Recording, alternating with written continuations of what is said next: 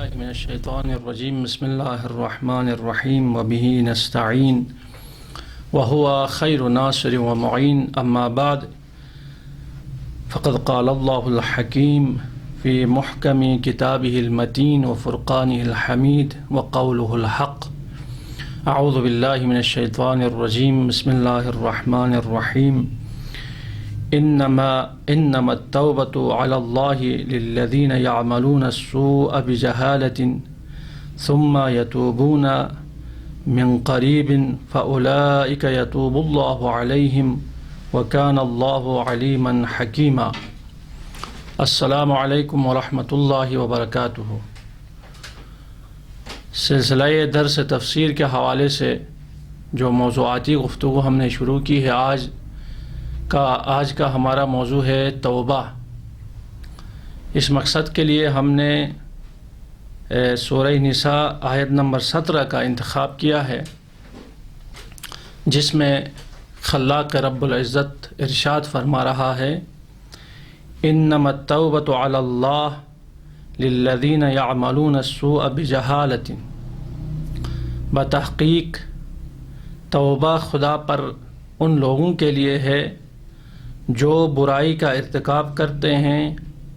عمل سوء بجا لاتے ہیں، بجہالۃ جہالت کی حالت میں، ثم یتوبون من قریب پھر فوراً اس گناہ کے فوراً بعد قریبی زمان میں توبہ کرتے ہیں، برگشت کرتے ہیں. فَأُولَئِكَ يَتُوبُ اللَّهُ عَلَيْهِمْ ایسے لوگوں کے لیے خداوند متعال کا توبہ ہے جو توبہ کرتے ہیں اور قریبی زمانے میں اور جہالت کی حالت میں انہوں نے ارتکاب گناہ کیا تھا. وَكَانَ اللَّهُ عَلِيمًا حَكِيمًا اور اللہ تعالیٰ دانا اور حکیم تھا، ہے اور رہے گا. بہرحال خداوند متعال کی جو بے پایان رحمتیں اس انسان گناہگار پر ہیں، ان میں سے ایک اہم ترین نعمت وہ توبہ کے دروازے کا کھلا رہنا ہے. انسان کے لیے زندگی کے ہر گھڑی میں جب بھی وہ اپنے سوء اعمال سے برگشت کرنا چاہے، خدا کی طرف واپس آنے کا ارادہ رکھتا ہو، اللہ تعالیٰ نے اس دروازے کو کھلا رکھا ہے.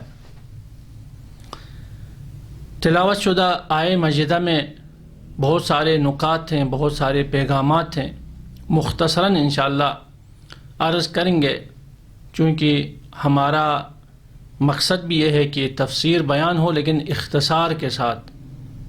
اور عام فہم ہو. اس میں زیادہ پیچیدہ علمی گفتگو جو حوزہ علمیہ میں ہوتی ہے وہ بھی مراد نہیں ہے. ایک تو یہی ہے کہ اس میں خدا نے فرمایا توبہ ان لوگوں کے لیے ہے جو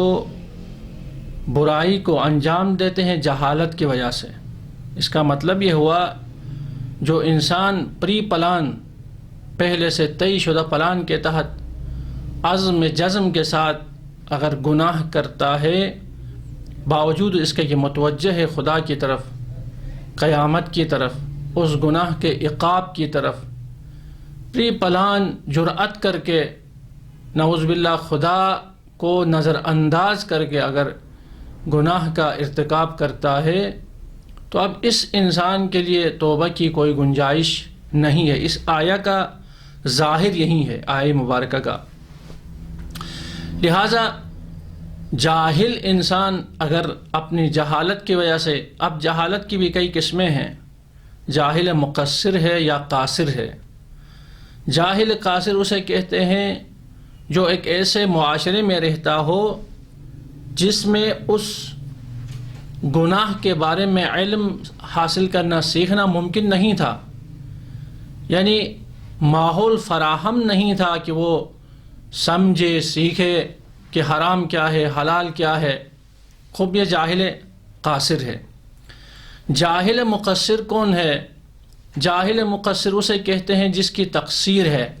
نہیں جانتا ہے یہ گناہ ہے، یہ حرام ہے، یہ حلال ہے، لیکن خود نہیں چاہا، باوجود اس کے کہ اسے معلوم تھا، اسلامی معاشرے میں تھا، ماحول ہر طرف دیندار تھا، لیکن سستی کی عمدن، باوجود اس کے کہ مجالس میں، محافل میں، علماء کی گفتگو میں، سکول میں، کالج میں سنتا تھا کہ کچھ گناہان کبیرہ ہیں، کچھ گناہان صغیرہ ہیں، لیکن سستی کی، اپنا ٹائم دوسری چیزوں میں ویسٹ کیا اور دین کو ٹائم نہیں دیا۔ یہ جاہل مقصر ہے۔ جاہل قاصر کے لیے عفو درگزر ہے، لیکن جاہل مقصر کے لیے نہیں ہے، کیونکہ باوجود اس کے کہ تمام شرائط فراہم تھے، علماء بھی موجود تھے، کتابیں بھی موجود تھیں، لیکن خود نہیں چاہا، غفلت کی عمدن۔ تو اسی طرح جہالت سے مراد یہ بھی ہو سکتا ہے کہ سرے سے نہیں جانتا ہے کہ کچھ گناہ ہیں، کچھ غیر گناہ اعمال بھی ہیں، جیسے میں نے عرض کیا جاہل قاصر اسی طرح ہے۔ ایک دفعہ عالم ہے، جانتا ہے، معاشرے سے استفادہ بھی کیا ہے، لیکن خصوصاً اس عمل کے بارے میں اسے نہیں معلوم تھا کہ یہ گناہ ہے یا نہیں ہے۔ اس جو عمل شنیع، جو برا عمل اس سے انجام پایا ہے، اس کے بارے میں اسے یقین نہیں تھا کہ وہ گناہ ہے۔ جیسے حج کے نام سے ایک گناہ ہے، جو گناہان کبیرہ کی کتاب ہے، اس میں ذکر ہے ہجاء المومن، مومنین کا مذاق اڑانا۔ ممکن ہے کسی انسان کو معلوم نہ ہو، کسی وجہ سے مطالعہ بھی کرتا تھا لیکن اس کی نظروں سے نہیں گزرا، مومنین کا مذاق اڑانا گناہ ہے۔ اس گناہ کا خدا نخواستہ ارتکاب کرے، اگرچہ وہ جاننے والا تھا، سمجھتا تھا، لیکن اس گناہ کے بارے میں جاہل تھا، اس کے لیے توبہ کا دروازہ کھلا ہے۔ جب اسے علم آ جائے، کسی کے بتانے کی وجہ سے، کسی کتاب میں پڑھنے کی وجہ سے، کسی اچھے دوست کے بتانے کی وجہ سے اگر علم حاصل ہو جائے، فوراً توبہ کرے کہ اوہو میں نے مومن کا مذاق اڑایا ہے۔ بازار میں، گھر میں، مسجد میں، تو جو ہم اکثر مذاق کرتے ہیں اور نیگلیکٹ کرتے ہیں، یہ حرام ہے۔ اس انداز میں مذاق کرنا کہ اس کی عزت خراب ہوتی ہو، وہ ناراض ہوتا ہو، یہ صحیح نہیں ہے، شرعیت نے اس کی اجازت نہیں دی ہے۔ اسی طرح لا یسخر قوم من قوم، قوم و قبیلے کا مذاق اڑانا،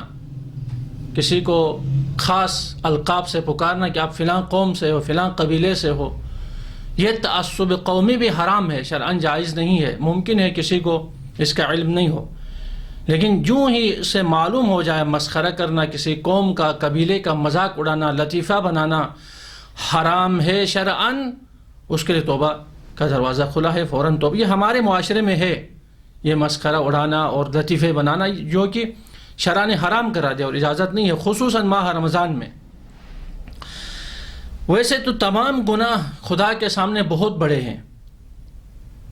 یعنی چونکہ وہ مولا ہے، وہ خالق ہے، وہ مالک ہے، وہ حکیم ہے، ہم عبد ہیں، ذلیل ہیں، فقیر ہیں،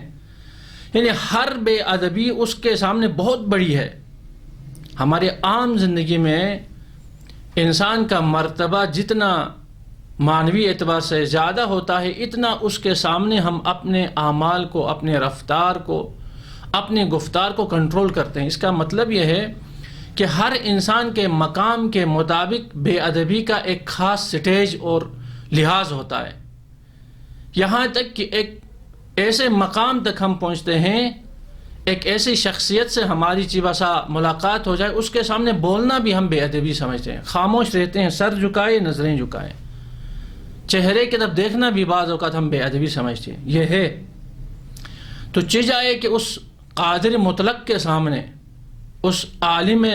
مطلق کے سامنے، اس عزیز مطلق کے سامنے جو تمام عزتوں کا خالق ہے، انسان گناہ کا ارتکاب کرے، عصیان کا ارتکاب کرے، تمام گناہ بڑے ہیں، لیکن اپنے فضل و کرم سے، اپنے رحمت کے اس فیض سے خداوند متعال نے قرآن کی آیات کے مطابق گناہوں کو دو حصوں میں تقسیم کیا ہے، گناہان کبیرہ اور گناہان صغیرہ۔ گناہان صغیرہ اس کی برائی گناہان جو کبیرہ ہیں اس کی برائی گناہان صغیرہ کے نسبت کم ہے۔ اب جب خدا نے خود تقسیم کیا،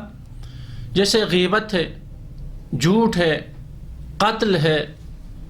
اکل مال یتیم ہے، یتیم کا مال کھانا، اسی طرح قتل نفس کرنا، کسی بے گناہ شخص کا قتل کرنا، یہ جو گناہ ہیں یہ گناہان کبیرہ میں سے ہیں اور اس کی برائی بہت زیادہ ہے۔ اور اس کی نشانی قرآن میں اگر کوئی ڈھونڈنا چاہے کہ کون سے سا عمل گناہ کبیرہ ہے تو علماء اور مفسرین اور فقہا کہتے ہیں کہ ہر وہ گناہ کبیرہ ہے جس کے بارے میں قرآن نے وعید عذاب دیا ہے،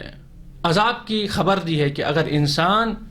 اس عمل کا ارتکاب کرے تو لہو عذاب علیم یا عذاب عظیم یا عقاب، اس قسم کے جو جملات ہیں وہ خبر دیتے ہیں کہ یہ گناہ جو ہے وہ گناہ کبیرہ ہے۔ بہرحال اب البتہ اس جہالت کے حوالے سے امام صادق علیہ الصلاۃ سے ایک حدیث نقل ہے کتابوں میں۔ امام علیہ السلام فرماتے ہیں اپنی اس حدیث مبارک میں کہ ہر وہ گناہ جو انسان سے سرزد ہو جائے اس حالت میں کہ اس پہ اس کی نفس حاوی ہو جائے، عقل کھو بیٹھے، اس کے خواہشات نفسانی حاکم ہو جائیں۔ میں اس حدیث کا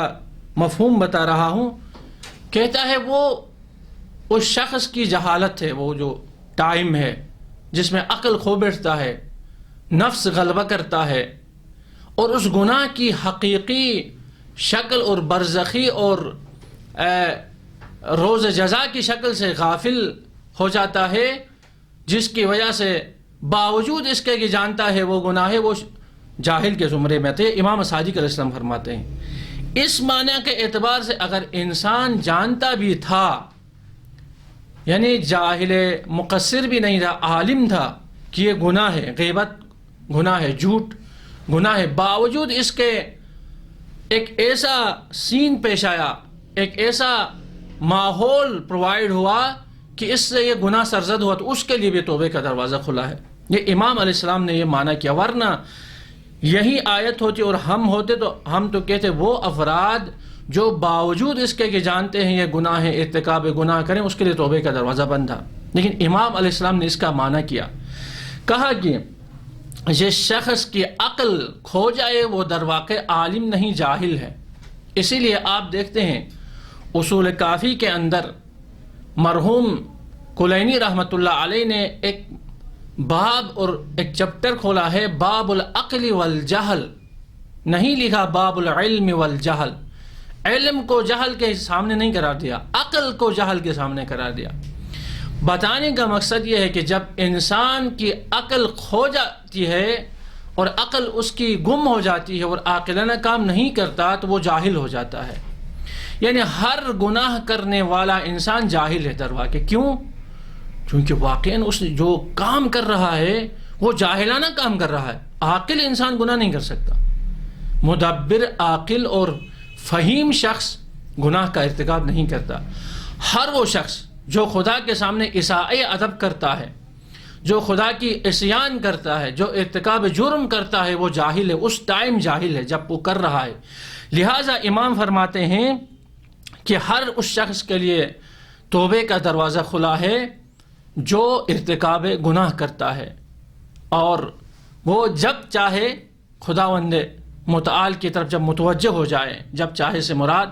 جب متوجہ ہو جائے، اس کی عقل دوبارہ ٹھکانے پہ آئے تو یتوبون من قریب، فوراً توبہ کرے، خدا قبول کرتا ہے۔ فاولئک یتوب اللہ علیہم، اللہ تعالیٰ اس کی توبہ کو قبول کرتا ہے۔ وکان اللہ علیما حکیما، اور اللہ تعالیٰ کیا ہے؟ دانا اور حکیم ہے۔ دانا اور حکیم کے بارے میں آپ حضرت یونس علیہ السلام کی قوم سے ایک واقعہ نقل ہے، قرآن کی آیت بھی ہے اس حوالے سے۔ اس آیہ مجیدہ میں خداوند متعال ارشاد فرماتا ہے فلولا كانت قرية آمنت فنفعها إيمانها إلا قوم يونس لما آمنوا كشفنا عنهم عذاب الخزي في الحياة الدنيا ومتعناهم إلى حين۔ ہوا یہ کہ حضرت یونس علیہ السلام نے بہت طویل عرصے تک لوگوں کو دعوت دی، توحید کی، دین کی، لیکن بڑی مشکل سے 2 بندوں نے صحیح ایمان لایا. کچھ تھے نصف ایمان والے، کچھ سست ایمان والے. جو صحیح ایمان والے تھے وہ 2 بندے تھے. ایک شخص عابد بنا، ایک حکیم اور عالم تھا. اب اس آیے مجیدہ میں اس طرف اشارہ ہے کہ اب یونس علیہ السلام نے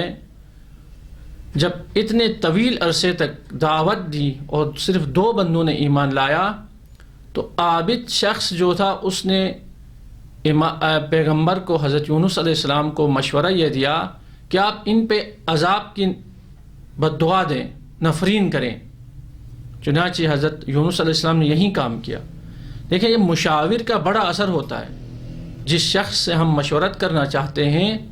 اس کا بہت بڑا اثر ہوتا ہے. اس لیے روایات میں ہے المستشار مؤتمن، جس سے مشورہ کیا جاتا ہے وہ امانت دار ہوتا ہے. کبھی بھی انسان خشک مقدس سے مشورہ نہیں کرے. عالم، حکیم، حالات کو سمجھنے والے، ذہن کے کھلے شخص سے مشورہ کرے تاکہ وہ صحیح مشورہ دے. ورنہ خشک مقدس انسان جو افراد ہیں جو بعض اوقات صرف اور صرف نمازوں اور روزوں کے پیچھے رہتے ہیں، دنیا کے حالات سے بے خبر ہیں، مشورے میں غلط مشورہ دیتے ہیں بعض اوقات، جیسے خود حضرت یونس علیہ السلام کے ساتھ. باوجود اس کے کہ نبی ہیں، معصوم ہیں، عصمت کے مالک ہیں، مشورہ عابد نے دیا جو تاریخ میں نقل ہوا ہے اور تفسیر کی کتابوں میں ہے. اس پہ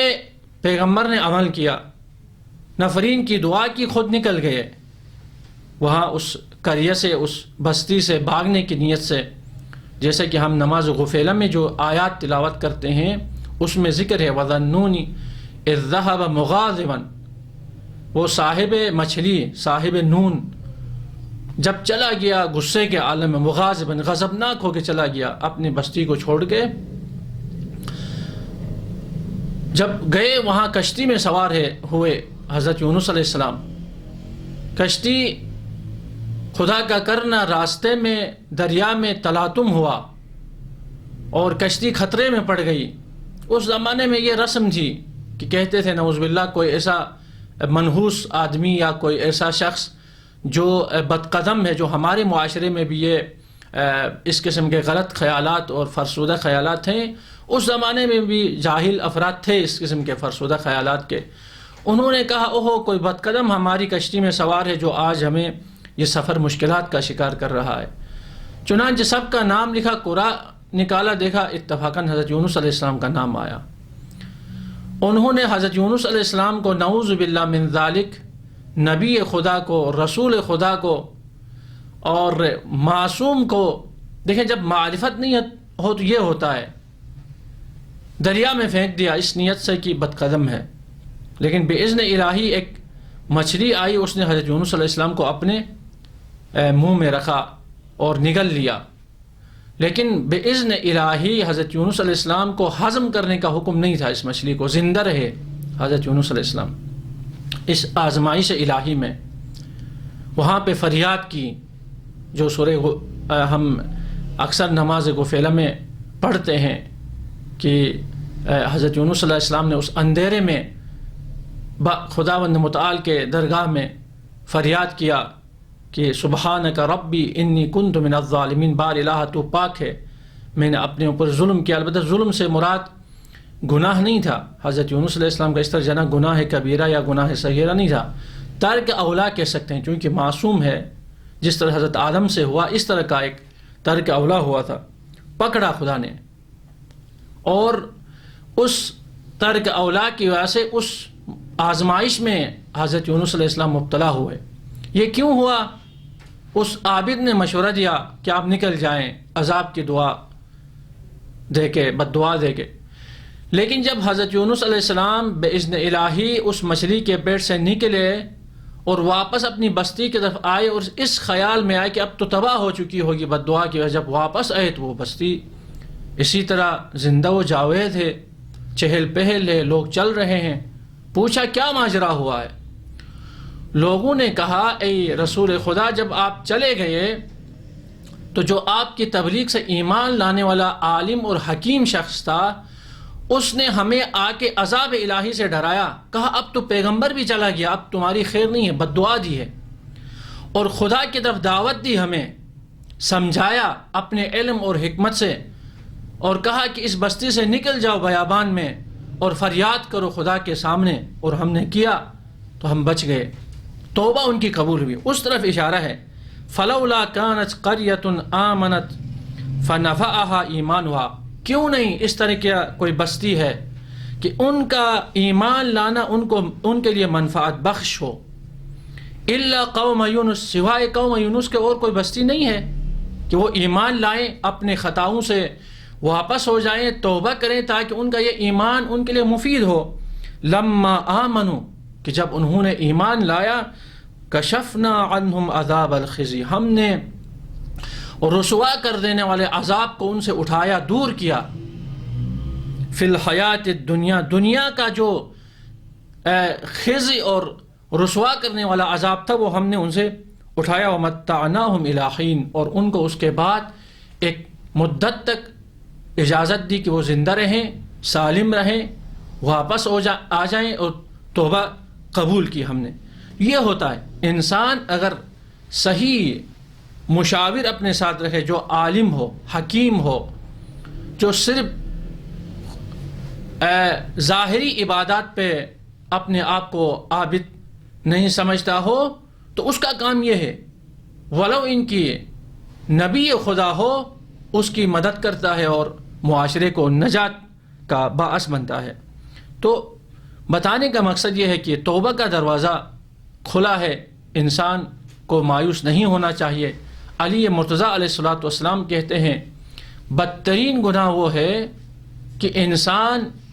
گناہ کرے اور اس گناہ کو ہلکا سمجھے، یہ سب سے بدترین گناہ ہے۔ اس سے بھی بدترین چیز روایات میں ہے کہ الیأس من رحمت اللہ، خدا کی رحمت سے مایوس ہو جانا، ولا تیأسوا من روح اللہ انہ لا ییأس من روح اللہ الا الکافرون یا الا الذین کفروا، خدا کی روح اور رحمت اور نظر سے مایوس کبھی نہیں ہو جانا، ولو ان کے بہت بڑا گناہ بھی انسان سے مرتکب ہوا ہو۔ میں نے عرض کیا اس جہالت کی وجہ سے یہ نہیں چاہتا خدا کے سامنے جسارت کرے، خطا ہو گئی ہے بے تقاضاء بشریت، لیکن یاس از رحمت الہی سب سے بڑا گناہ ہے۔ خدا کی جو مغفرت ہے وہ ہمارے گناہوں سے بہت زیادہ وسیع ہے، جیسے دعاؤں میں آپ پڑھتے ہیں اللہم ان مغفرتک ارجا من عملی وان رحمتک اوسع من ذنبی، بار الہ تیری جو مغفرت ہے وہ میرے اعمال سے زیادہ میرے لیے امید بخش ہے، میرے اعمال اتنے نہیں ہیں کہ میری مغفرت ہو جائے، اسی طرح آپ کی جو رحمت ہے وہ میرے تمام گناہوں سے زیادہ وسیع ہے، میں جتنے بھی گناہ انجام دیتا ہوں لیکن تیری رحمت اس کو چھپانے کی قدرت رکھتی ہے، لہٰذا انسان کو مایوس نہیں ہونا چاہیے۔ قرآن کہتا ہے خدا کی رحمت سے مایوس کفار ہوا کرتے ہیں، یعنی انسان جب یہ سٹیج ہے بس آخری، جب خدا کی رحمت سے مایوس ہوتا ہے تو پھر مکمل کافر ہو جاتا ہے، پھر اس کی برگشت ممکن نہیں ہے۔ خداوند متعال ہم سب کو انشاءاللہ تعالی اس مہینے میں خصوصی طور پہ اپنے کیے ہوئے گناہوں سے نادم ہو کے واپس خدا کی آغوش میں آنے کی توفیق عطا فرمائے، توبہ کرنے کی توفیق عطا فرمائے، کیونکہ خداوند متعال غفور الرحیم ہے، ارحم الراحمین ہے۔ لیکن توبہ کا یہ مطلب کبھی نہیں ہے کہ انسان بار بار گناہ کرے اور بار بار استغفار پڑھے۔ توبہ اور استغفار میں یہی فرق ہے، استغفار انسان زبان سے کہتا ہے استغفر اللہ ربی و اتوب الیہ، لیکن توبہ کیا ہے؟ اپنے وجود، تن، من، دن اور دل سے اس کیے ہوئے کام سے پشیمان ہوتا ہے، نادم ہوتا ہے، اور عمل سے ثابت کرتا ہے کہ میں نے جو سابقہ میرا عمل تھا وہ صحیح نہیں تھا۔ تو خداوند متعال ہمیں اس طرح کا عمل عطا کرے کہ ہم سے اگر کوئی خطا سرزد ہوئی ہے تو ہم حقیقی معنوں میں نادم ہو جائیں، اور اس مہینے میں قبل اس کے کہ شب قدر آ جائے پاک ہو جائیں، بارگاہ الہی میں سحری میں اٹھ کے دعائے سحر پڑھ کے نماز شب پڑھ کے خدا کے بارگاہ میں گڑ گڑائیں، روئیں، اپنے گناہوں سے نادم ہو جائیں اور انشاءاللہ مغفرت اور بخشش کے مستحق قرار پائیں۔ والسلام علیکم ورحمۃ اللہ وبرکاتہ۔ یا رب یا رب یا رب یا رب، بس 14 ستاروں کا پروانہ بنا دے، بس 14 ستاروں کا پروانہ بنا دے،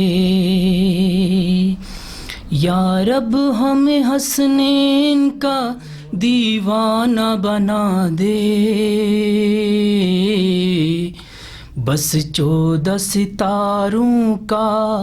پروانہ بنا دے۔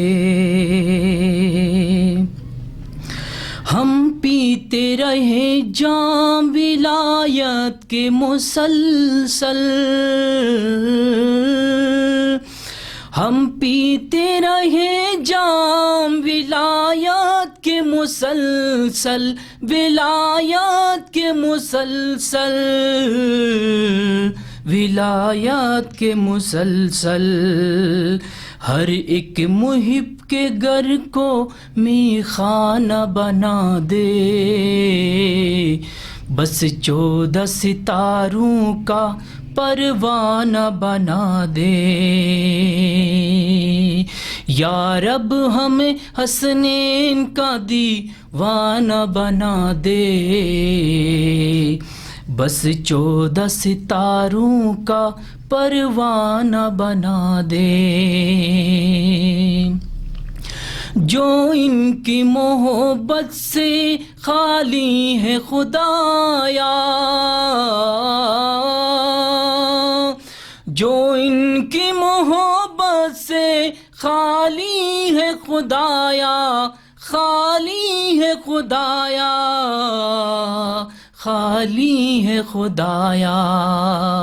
فریاد ہے ہم کو کبھی ایسا نہ بنا دے، بس 14 ستاروں کا پروانہ بنا دے، یا رب ہمیں حسنین کا دیوانہ بنا دے، بس 14 ستاروں کا پروانہ بنا دے، دنیا میں ان کے در کا بیکاری ہمیں رکھنا، دنیا میں ان کے در کا بیکاری ہمیں رکھنا، بیکاری ہمیں رکھنا، اور عاقبت میں ہم کو شاہانہ بنا دے، بس 14 ستاروں کا پروانہ بنا دے، یا رب ہمیں حسنین کا دیوانہ بنا دے، بس 14 ستاروں کا پروانہ بنا دے، جنت کی ہو مانند محبوں کا ہر آنگن، جنت کی ہو مانند محبوں کا ہر آنگن، محبوں کا ہر آنگن، دشمن کی ہر بستی کو ویرانہ بنا دے، بس 14 ستاروں کا پروانہ بنا دے، یا رب ہمیں حسنین کا دیوانہ بنا دے، بس 14 ستاروں کا پروانہ بنا دے، جب ورد کرے نام علی وجد ہو طاری، جب ورد کرے نام علی وجد ہو طاری، علی وجد ہو تاری، علی وجد ہو تاری، ماحول ہر محفل کا ملنگ گانا بنا دے، بس 14 ستاروں کا